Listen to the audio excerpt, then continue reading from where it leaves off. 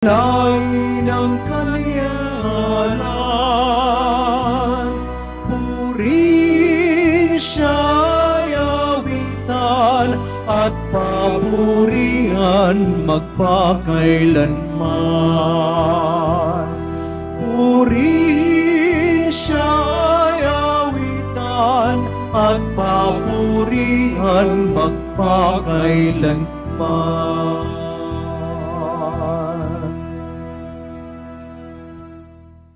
Sa ngalan ng Ama at ng Anak at ng Espiritu Santo, Amen. ang pagpapala ng ating Panginoong Hesukristo, ang pag-ibig ng Diyos Ama at ang pakikipagkaisa ng Espiritu Santo naway sumainyong lahat. At sumayo rin.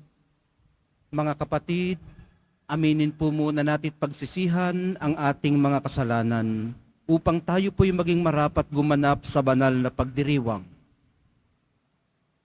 Inaamin ko Sa makapangyarihan Diyos at sa inyo mga kapatid, na luba ako nagkasala sa isip, sa salita, sa gawa, at sa aking pagkukulang. Kaya isinasamo ko sa mahal na Birheng Maria, sa lahat ng mga anghel at mga banal, at sa inyo mga kapatid, na ako'y ipanalangin sa Panginoong ating Diyos. kaawaan tayo ng makapangyarihang Diyos. Patawarin sa ating mga kasalanan at patnubayan sa buhay na walang hanggan. Amen. Panginoon, kaawaan mo kami. Panginoon, kaawaan mo kami. Kristo, kaawaan mo kami. Kristo, kaawaan mo kami. Panginoon, kaawaan mo kami. Panginoon, kaawaan mo kami. Manalangin tayo. Ama naming makapangyarihan, ikaw ang lumikha at tagapamahala ng lahat ng umiiral. Tunghayan mo kami upang ang iyong awa ay aming maranasan at ipagkaloob mo ring ikaw ay aming wagas na mapaglingkuran sa pamamagitan ni Hesukristo kasama ng Espiritu Santo magpasawalang hanggan. Amen. Magsiupo ang lahat. Pagbasa mula sa unang sulat ni Apostol San Pablo sa mga taga-Korinto. Mga kapatid, buong taimtim ninyong nasain ang mga kaloob na lalong dakila. At ngayoy ituturo ko sa inyo ang pinakamabuti sa lahat. Makapagsalita man ako sa mga wika ng mga tao at ng mga anghel, kung wala naman akong pag-ibig, para lamang akong batingaw na umaalingaw-ngaw o pompyang na tumataginting. Kung ako man ay may kakayahang maghayag ng salita ng Diyos at umunawa sa lahat ng hiwaga, kung mayroon man ako ng lahat ng kaalaman at ng malaking pananampalataya, ano pat napanilipat ko ang mga bundok. Ngunit wala naman akong pag-ibig. Wala akong kabuluhan. Ipamigay ko man ang lahat kong ari-arian at ialay ko man ang aking katawan upang sunugin. Kung wala naman akong pag-ibig, walang kabutihang maidudulot ito sa akin. Ang pag-ibig ay matiyaga at magandang loob. Hindi nananaghili, nagmamapuri, o nagmamataas. Hindi magaspang ang pag-uugali. Hindi makasarili. Hindi magagalitin o mapagtanim sa kapwa. Hindi nito ikinatutuwa ang gawang masama, ngunit ikinagagalak ang katotohanan. Ang pag-ibig ay mapagbata, mapagtiwala, puno ng pag-asa, at nagtitiyaga hanggang wakas. Matatapos ang kakayahang magpahayag ng salita ng Diyos, titigil ang kakayahang magsalita sa iba't ibang wika. Mawawala ang kaalaman, ngunit ang pag-ibig ay walang katapusan. Hindi pa lubos ang ating kaalaman at ang kakayahan sa pagpapahayag ng salita ng Diyos. Ngunit pagdating ng ganap, mawawala ang di ganap. Noong ako'y bata pa, nagsasalita ako, nag-iisip, at nangangatwirang tulad ng bata. Ngayong ako'y mayroong ng sapat na gulang. Iniwan ko na ang mga asal bata. Sa kasalukuyan, tila malabong larawan ang nakikita natin sa salamin. Ngunit darating ang araw na makikita natin siya ng mukhaan. Bahagya lamang ang nalalaman ko ngayon. Ngunit darating ang araw na malulubos ang kaalamang ito, tulad ng pagkakilala sa akin ng Diyos. Ang tatlong ito'y nananatili. Ang pananampalataya, pag-asa at pag-ibig. Ngunit ang pinakadakila sa mga ito ay ang pag-ibig. Ang salita ng Diyos. Salamat sa Diyos. Mapalad ang ibinukod na bansang hinirang ng Diyos. Mapalad ang ibinukod na bansang hinirang ng Diyos. Ang Panginoon Diyos ay pasalamatan. Tugtugin ang alpat, awit ay saliwan. Isang bagong awit, awiting malakas. Kasaliw ang tugtog ng alpang marilag. Mapalad ang ibinukod na bansang hinirang ng Diyos. Panginooy tapat sa kanyang salita at maaasahan ang kanyang ginawa. Minamahal niya ang gawang matapat, ang pag-ibig niya sa mundo'y laganap. Mapalad ang ibinukod na bansang hinirang ng Diyos. Mapalad ang bansang Panginooy Diyos. Mapalad ang bayang kanyang ibinukod. Ipagkaloob mo na aming makamit, o poon, ang iyong wagas na pag-ibig. Yamang ang pag-asay sa iyo nasasalig. Mapalad ang ibinukod na bansang hinirang ng Diyos. Magsitayo ang lahat.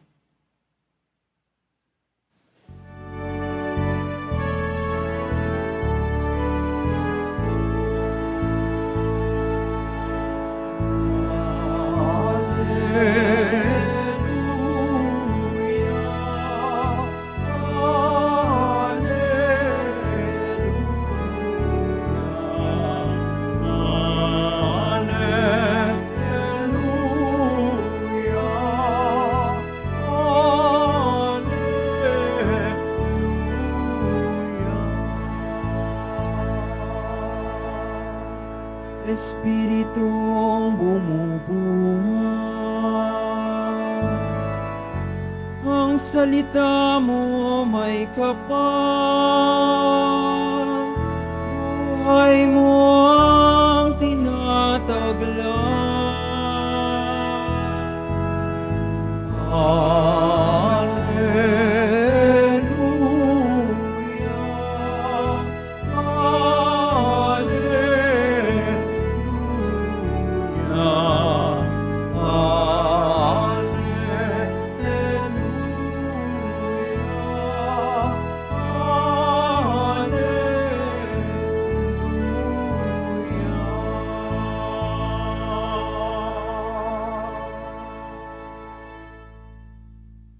Sumainyo ang Panginoon. At sumayo rin. Ang mabuting balita ng Panginoon ayon kay San Lucas. Papuri sa iyo, Panginoon.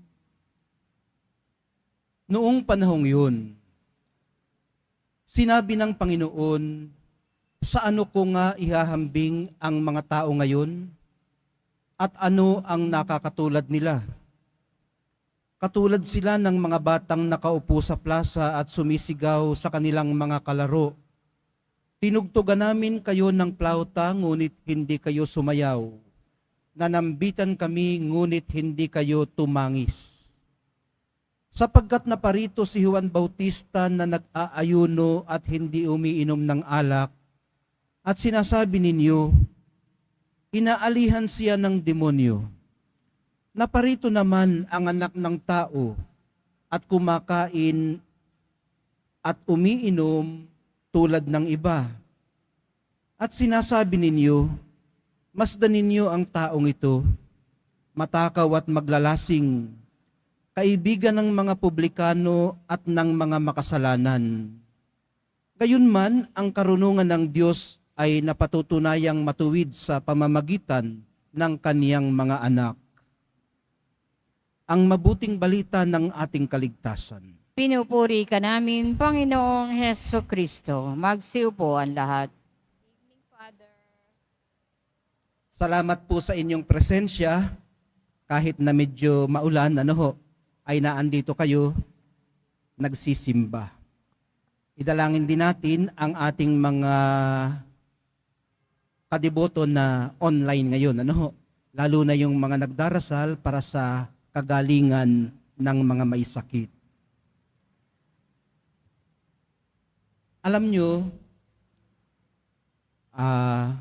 hindi ko na isama sa ating pagninilay, tapatan lang ang Ebanghelyo. Sa katunayan, hihingi ako sa inyo ng permiso na kung inyong mamarapatin ay nais ko lamang sanang mag-focus sa unang pagbasa. Pero habang binabasa kong Ebanghelyo, mga kapatid, naantig lang ang aking puso doon sa sinasabing tinugtugan namin kayo ng plauta, ngunit hindi kayo sumayaw. Nanambitan kami, ngunit hindi kayo tumangis. Naantig ang aking puso dahil sa pakikinig kanina sa ating choir, Dahil nitong mga nakaraang araw, mga 2 linggo na sigurong lumilipas, napakagaganda na ng kanilang mga line-up, yung mga pinipili nilang kanta para mag-accompany sa misa. At kumbaga, ang kanilang, lalo na itong group na ito, yun pong kanilang tempo ay nasa batas ng musika. Wala silang sariling tempo. Kaya nasasabayan sila. Mahirap sabayan yung may sariling tempo. Siya lang ang makakakanta. Ngayon, mga kapatid, kung masaya ang tugtog, masaya ang ating awitan, Kung medyo solemn ang tugtog, solemn din ang ating awitan. Nasasabayan.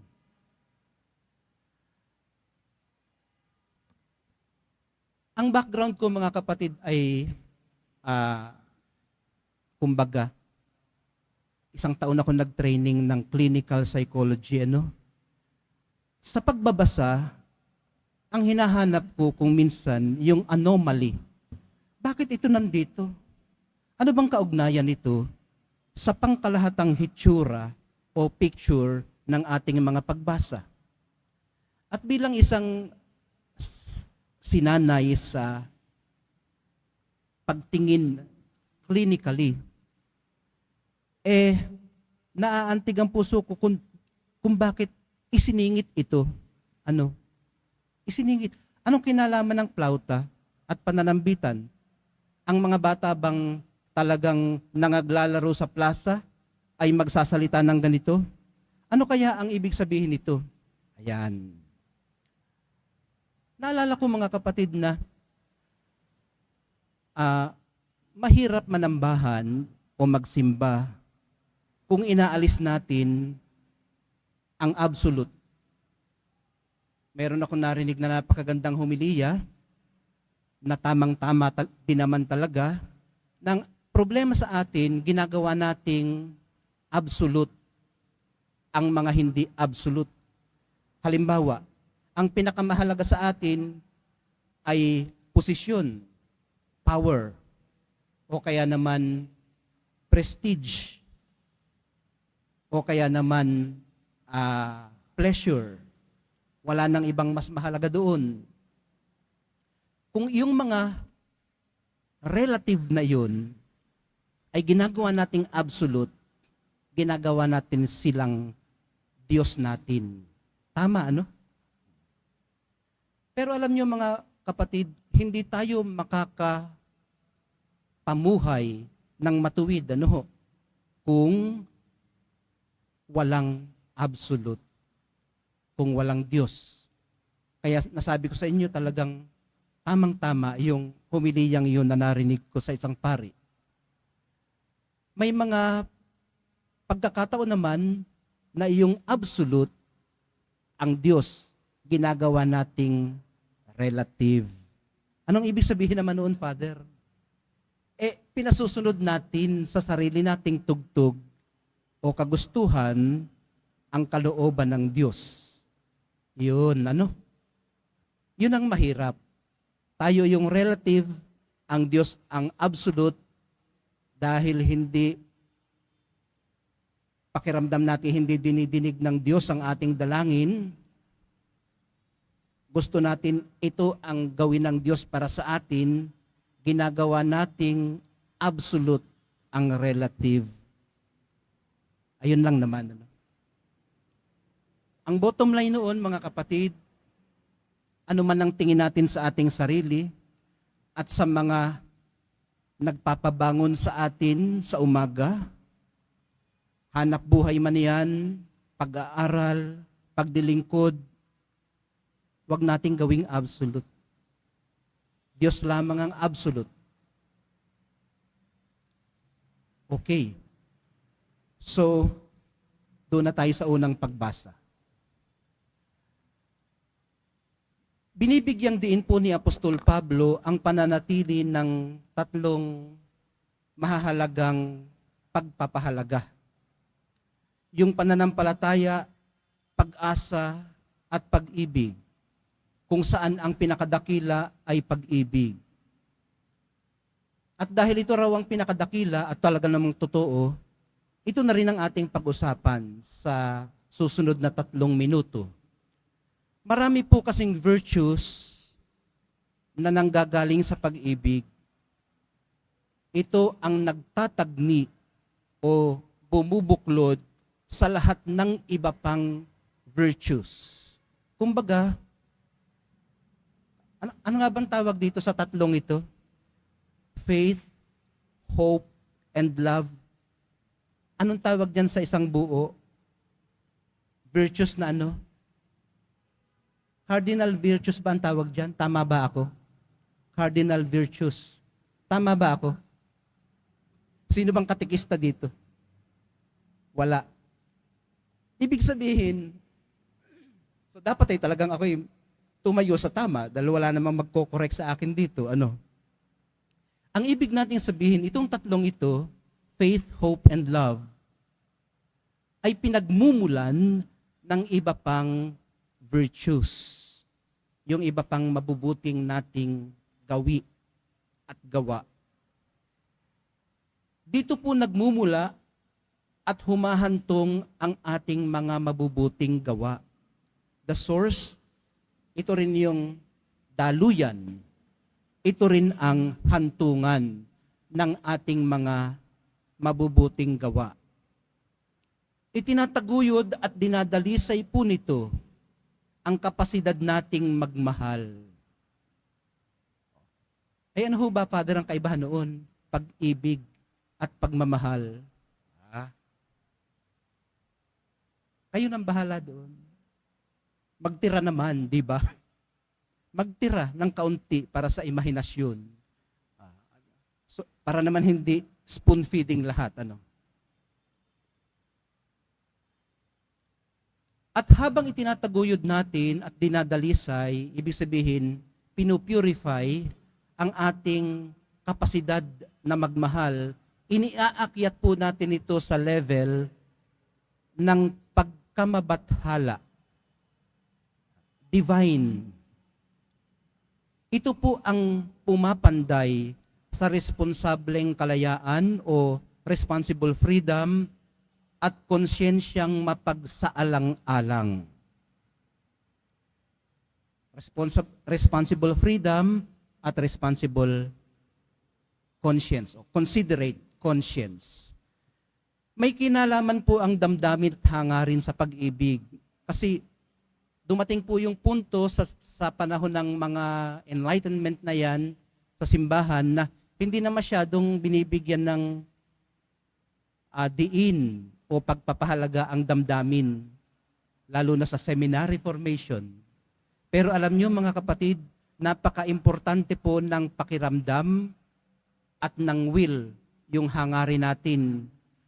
Hindi lamang ang isip o rason ang mahalaga. Minsan, pag may kausap ako seminarista, oh, how did that make you feel? Tinatanong ko. Ano ka kung naramdaman mo nung ginawa mo yun? Naisip ko, Father, na ganito. Hindi sila sanay. Hindi sila komportable pag ang pinag-usapan ay damdamin. Umaakyat ka agad sa isip. Ngayon, minamahalaga natin at binibigyang diin ang hangarin at damdamin.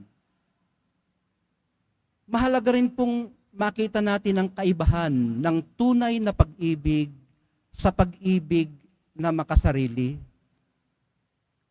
Ang paghahangad po na walang pag-ibig ay karaniwang nahuhulog sa pagmamanipula.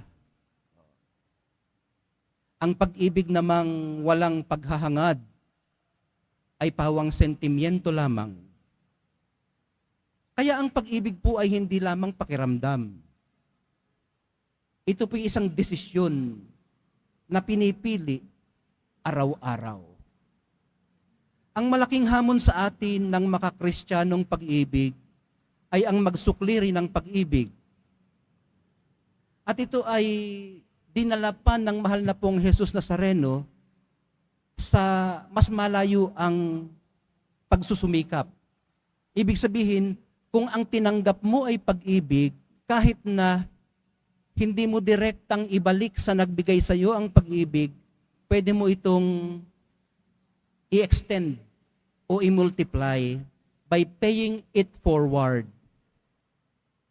Lalo na doon sa least, sa last at sa lost, yung mga pinagkaitan ng pag-ibig. At habang ginagawa natin yun, mabuti rin kung gagawin nating pure ang ating pag-ibig.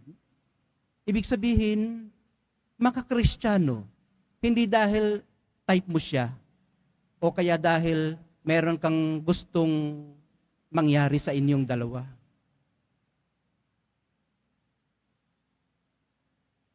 Gawing puro ang pag-ibig sa pamamagitan ng pag-aalis ng mga pakay na pansarili. Ibig sabihin, ang movement ay palabas, hindi papunta sa sarili. Mga kadiboto, matutunan nawa nating umibig ng walang ibang dahilan, kundi dahil iniibig tayo ng Diyos. At dahil iniibig tayo ng Diyos, ito na ang dahilan para umibig din tayo sa kapwa. Kung saan naroon ang ating puso kasi, naroroon din ang pinakamahalaga sa atin. Naroroon ang ating kayamanan. Isa po sa pinakamabisang paraan para mapanatili natin ang ating kalooban sa pag-ibig ng Diyos ay ang pagiging mapagmalay sa Kanyang presensya sa ating puso at diwa. Maaari din po natin itong gawin sa tatlong pamamaraan. Hari nawa may matandaan kayo, Una, ang kumilos mula sa pag-ibig na naaayon sa kung paano umibig si Jesus nang lumalakad pa siya sa balat ng lupa. Ayun. Yun ang una. Paano ba nagmahal si Jesus noon? Base sa mga napapakinggan natin sa Ebanghelyo. Ikalawa, ang isa-isip na patuloy niya tayong pinapatnubayan at pinagkakalooban ng kinakailangan nating mga biyaya at grasya sa araw-araw para matutunan nating ibigin ang ating kapwa, lalo na ang ating kaaway. At ikatlo, ang makita siya sa mukha ng ating kapwa. So ito na yung magandang pagkakataon para itanong kung pag tiningnan mo yung iyong katabi, sino bang iyong nakikita? Diba? Hindi man lamang matingnan ang katabi. Nakikita mo ba ang Nazareno sa kanya? Hari nawa, ano? O nakikita mo, mukha pala itong anghel. Mga anghel na nakadilaw at nakaputi doon sa bandang likod pa nila. Hari nawa, yun ang ating nakikita. Ang presensya ng Diyos sa ating kapwa pag tumingin tayo lalo na sa kanilang mga mata. Dahil yun daw po ang window of the soul, di ba? Ang mga mata. Okay. Sa ganitong paraan, mga kapatid at mga kadiboto, hindi tayo masyadong mahihirapang gawin ang mga tagubilin niya sa atin. Pag siya ang nakikita natin sa ating kapwa, kaya mo ba siyang budulin? Tingin mo sa iyong kapwa si Jesus. Balak mo pa naman sana siyang budulin. Mabubudol mo ba siya pag ganun? Hindi na. Dahil nga, para mo na ring binudol ang Nazareno. At makakatahan tayo sa kasiguruhan na ang ginagawa natin sa kanila ay ginagawa natin sa Kanya. Mabuti man ito o masama. Dadalhin po tayo nito sa kalayaang espiritual. Pag ganitong ating disposisyon, saan tayo dadalhin ito? Sa spiritual freedom na naaangkop sa mga anak ng Diyos. Dito po nawa natin hayaang matulungan tayo ng Espiritu Santo at mapalakas ng banal na Eucharistia sa pagre-reclaim ng ating identity bilang mga anak ng Diyos. Mahal na poong Jesus Nazareno, turuan niyo po kaming umibig kung paano ninyo kami iniibig.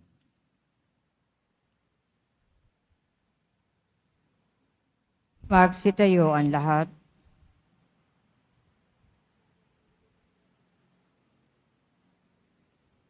Minamahal kong mga kapatid, ipinahayag ng mga propeta ang pagdating ng ating mananakop. Sa pamamagitan ng pagpapahayag ng pagsisisi sa mga kasalanan, ipinapahayag ni Juan Bautista ang kanyang pagdating. Sa diwa ng pagsisisi, manalangin tayo sa tulong ng Diyos at sa bawat panalangin ng atin pong itutugon. Kaibigan ng mga makasalanan, tipunin mo kami sa iyong pag-ibig. Kaibigan ng mga makasalanan, tipunin mo kami sa iyong pag-ibig. Ang simbahan naway patuloy pang umunlad at higit pang humikayat sa mga sumasampalataya sa maluwalhating hapag ng kaharian. Manalangin tayo. Kaibigan ng mga makasalanan, tipunin mo kami sa iyong pag-ibig. Ang mayayaman at ang dukha naway hindi umiwas sa hamon ng kaharian. Manalangin tayo. Kaibigan ng mga makasalanan, tipunin mo kami sa iyong pag-ibig. Tayo naway tumugon na may katapatan sa tawag ng pagpabalik loob. Manalangin tayo. Kaibigan ng mga makasalanan, tipunin mo kami sa iyong pag-ibig. Lahat tayo naway magtalaga ng ating sarili sa gawaing pangkaharian. Manalangin tayo. Kaibigan ng mga makasalanan, tipunin mo kami sa iyong pag-ibig. Ang mga yumao naway mabuhay sa tahanan ng Panginoon at magbunyi sa hapag ng buhay na walang hanggan. Manalangin tayo. Kaibigan ng mga makasalanan, tipunin mo kami sa iyong pag-ibig. Lakas loob po nating ihain sa dambana ng Nazareno at iakyat sa krus sa pag-aadya na rin ni Padre Pio ang atin mong mga idinadalangin na mga may sakit, lalo na po ang ating mga mahal sa buhay, pati na po yung mga ipinagbilin sa atin na ilapit at dalhin sa Nazareno.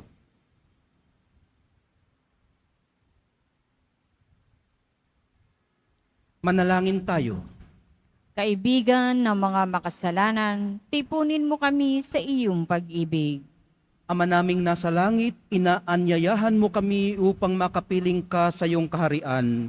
Ngayong nananalangin kami para sa iba, tulungan mo kaming maisama sila sa hapag na ihanda ng iyong anak na si Jesucristong aming Panginoon. Amen. Amen. Magsiupo ang lahat.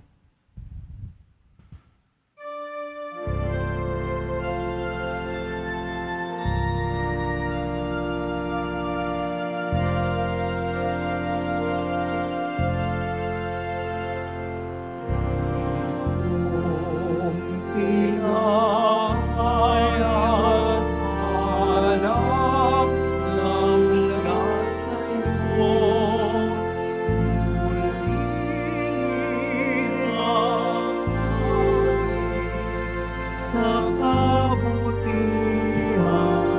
mo, kunin at tanggapin alay sa'yo. Pasasalamat ng puso. Buhay mong ginalay, walang kapantay. Salamat, Panginoon, sa pag-ibig mo. Walang higit sa binigay mong buhay, sa iyong puso'y inalay.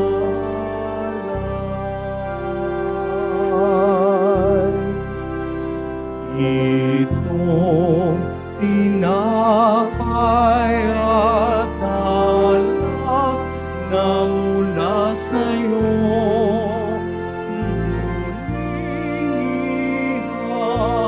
muling sa kabutihan mo, kunin at tanggapin alay sa'yo. Pasasalamat ng puso.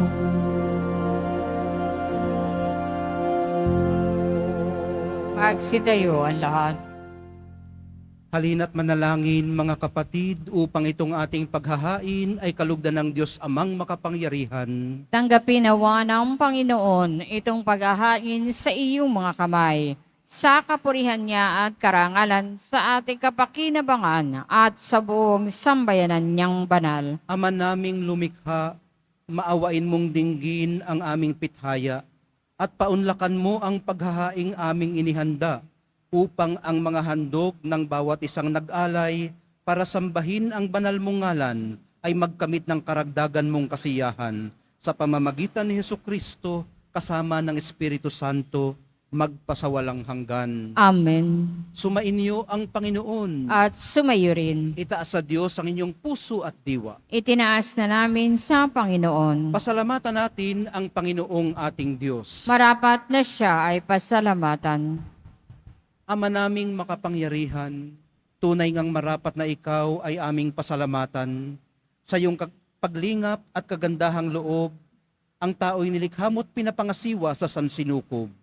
Sa hangad mong siya'y iwastong lubos, siya'y pinagdusa mo sa kanyang pagtalikod. Sa iyong paggiliw, iyong ipinahintulot na makabalik siya sa pamamagitan ni Kristo Jesus. Kaya kaisa ng mga anghel na nagsiawit ng papuri sa iyo nang walang humpay sa kalangitan, kami nagbubunyi sa iyong kadakilaan. Santo, Santo, Santo, Panginoon Diyos ng mga hukbo, napupuno ang langit at lupa ng kadakilaan mo, o sana sa kaitaasan. Pinagpala ang naparirito sa ngalan ng Panginoon, o sana sa kaitaasan. Magsiluhod ang lahat. Ama naming banal, ikaw ang bukal ng lahat ng kabanalan, kaya't sa pamamagitan ng iyong Espiritu, gawin mong banal ang mga kaloob na ito upang para sa amin maging katawan at dugo ng aming Panginoong Hesukristo. Bago niya pinagtiis ang kusang loob na maging handog, hinawakan niya ang tinapay, pinasalamatan kaniya, pinaghati-hati niya iyon, iniabot sa kanyang mga alagad at sinabi, "Tanggapin ninyong lahat ito at kanin. Ito ang aking katawan na ihahandog para sa inyo."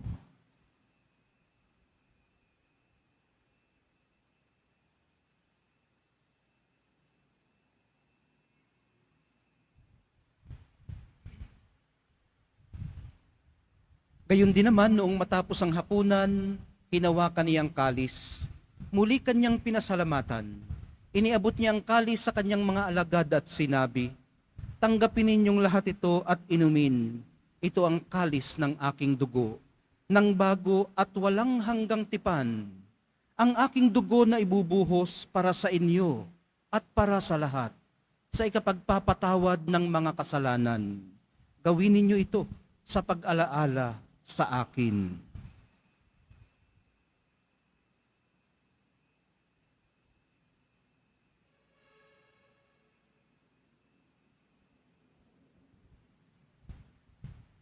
Magsitayo ang lahat. Ipagbunyi natin ang misteryo ng pananampalataya. Si Kristo'y namatay, si Kristo'y nabuhay, si Kristo'y babalik sa wakas ng panahon. Ama, ginagawa namin ngayon ang pag-alala sa pagkamatay at muling pagkabuhay ng iyong anak. Kaya't iniaalay namin sa iyo ang tinapay na nagbibigay buhay at ang kalis na nagkakaloob ng kaligtasan. Kami nagpapasalamat dahil kami yung minarapat na tumayo sa harap mo para maglingkod sa iyo. Isinasamo namin kaming magsasalo-salo sa katawan at dugo ni Kristo ay mabuklod sa pagkakaisa sa pamamagitan ng Espiritu Santo. Ama, lingapin mo ang iyong simbahang laganap sa buong daigdig. Puspusin mo kami sa pag-ibig, kaisa ni Francisco na aming Papa at ni Jose na aming Obispo at ng Tanang Kaparian. Alalahanin mo rin ang mga kapatid naming nahimlay nang may pag-asang sila'y muling mabubuhay, gayon din ang lahat ng mga pumanaw. Kaawaan mo sila at patuloyin sa iyong kaliwanagan. Kaawaan mo at pagindapatin kaming lahat na makasalo sa iyong buhay na walang wakas. Kaisa ng mahal na Birheng Maria na ina ng Diyos, ng kabiyak ng puso niyang si San Jose, kaisa ng mga apostol ni San Juan Bautista, at ng lahat ng mga banal na namuhay dito sa daigdig ng kalugod-lugod sa iyo. Maipagdiwang nawa namin ang pagpupuri sa ikararangal mo sa pamamagitan ng iyong anak na aming Panginoong Hesukristo. Sa pamamagitan ni Kristo, kasama niya at sa Kanya, ang lahat ng parangal at papuri ay sa iyo, Diyos Amang makapangyarihan, kasama ng Espiritu Santo, magpasawalang hanggan. Amen. Sa tagubilin ng mga nakagagaling na utos at sa turo ni Jesus, na Panginoon natin at Diyos, ipahayag po natin ng lakas loob. Ama namin, Sumasalangit sumasalangit ka, sambahin Sambahin ang ang ngalan ngalan mo, mapasa amin ang kaharian mo, sundin ang loob mo dito sa lupa para nang sa langit. Bigyan mo kami ngayon ng aming kakanin sa araw-araw, at patawarin mo kami sa aming mga sala, para ng pagpapatawad namin sa nagkakasala sa amin, at huwag mo kaming ipahintulot sa tukso, at iadya mo kami sa lahat ng masama. Hinihiling po namin kami iadya sa lahat ng masama. Pagkalooban ng kapayapaan araw-araw, iligtas sa kasalanan at ilayo sa lahat ng kapahamakan. Samantalang aming pinananabikan ang dakilang araw ng pagpapahayag ng tagapagligtas naming si Hesukristo. Sapagkat iyo ang kaharian at ang kapangyarihan at ang kapurihan magpakilanman. Amen. Panginoong Hesukristo, sinabi mo sa iyong mga apostol, kapayapaan ang iniiwan ko sa inyo, ang aking kapayapaan ang ibinibigay ko sa inyo. Tunghayan mo ang aming pananampalataya at huwag ang aming pagkakasala. Pagkalooban mo kami ng kapayapaan at pagkakaisa ayon sa iyong kalooban, kasama ng Espiritu Santo, magpasawalang hanggan. Amen. Ang kapayapaan ng Panginoon ay laging sumainyo. At sumayo rin. Pagbigayan po kayo ng kapayapaan sa isa't isa.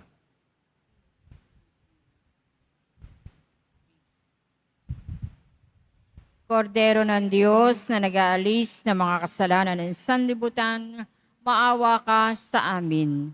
Kordero ng Diyos na nag-aalis ng mga kasalanan ng sanlibutan, maawa ka sa amin.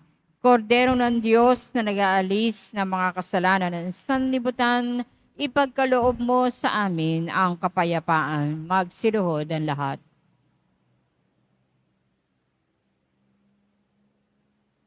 Ito ang kordero ng Diyos. Ito ang nag-aalis ng kasalanan ng sanlibutan. Mapapalad ang mga inaanyayahan sa piging ng kordero. Panginoon, Panginoon, hindi ako karapat-dapat na magpatuloy sa iyo. Ngunit sa isang salita mo lamang ay gagaling na ako.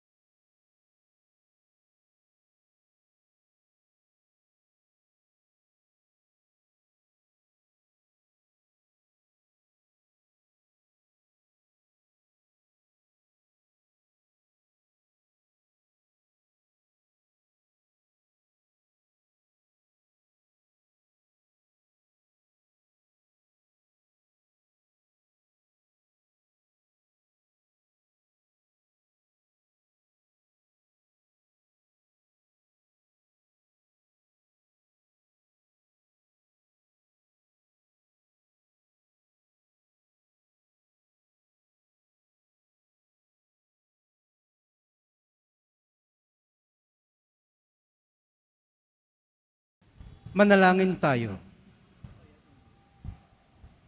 Ama naming mapagmahal, ang aming kalooban naway pagharian ng aming tinanggap na pakikinabang upang huwag ang diwa namin ang umiral kundi ang bunga ng pagdiriwang ang laging mamayani sa amin sa pamamagitan ni Hesukristo kasama ng Espiritu Santo magpasawalang hanggan. Amen.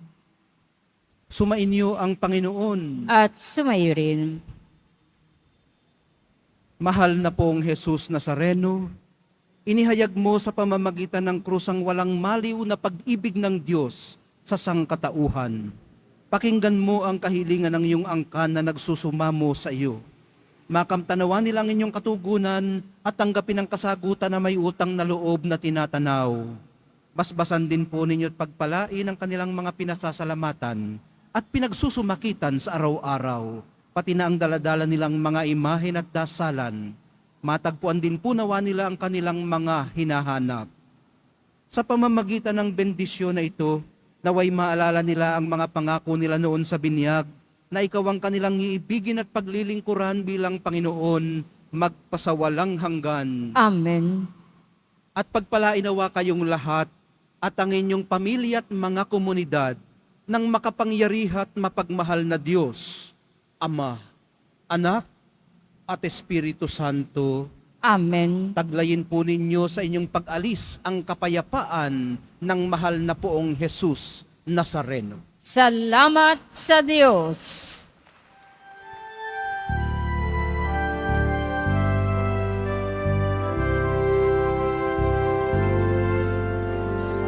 Padre Jesus Nazareno, sinasamba ka namin, pinipinto ka namin, parang aming buhay at kaligtasan. Nuestro Padre Jesus Nazareno, iligtas mo kami sa kasalanan. Ang krus mong kinamatayan ay sagisag ng aming kaligtasan. Nuestro Padre Jesus Nazareno, dinarangal ka namin. Nuestro Padre Jesus Nazareno, niluluwalhati ka namin. Nuestro Padre Jesus Nazareno,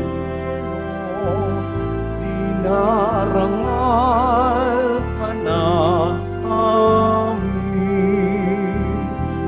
Nuestro Padre Jesus Nazareno, niluluwalhati ka namin.